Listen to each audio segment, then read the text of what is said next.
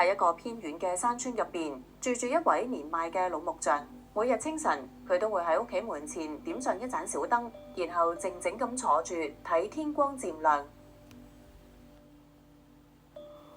老木匠乜嘢都冇講，只係靜靜坐住睇天光一寸一寸升起。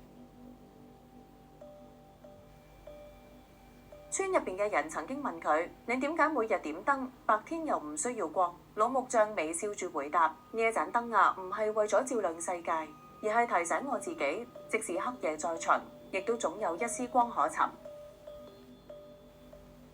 後嚟老木匠離開咗人世，但奇妙嘅係，佢屋企門前嘅燈盞從未熄滅。有人話嗰盞燈係佢靈魂嘅一部分，仲喺度守護呢一片土地。某個寒冷嘅夜裏面，一位心煩意亂嘅年輕人嚟到老木匠嘅屋前，睇見嗰盞微弱卻穩定嘅燈光，彷彿被乜嘢擁抱住咗。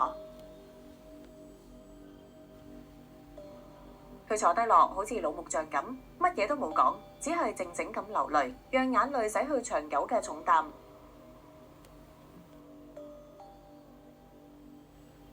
就喺嗰一刻，天開始亮咗，光唔再只係外在嘅亮，而係內心嘅安定。佢終於明白嗰一刻，佢明白咗真正嘅光唔喺外邊，而喺心中。喺每一個深夜裏面，願我哋都能夠揾到嗰盞屬於自己嘅微光。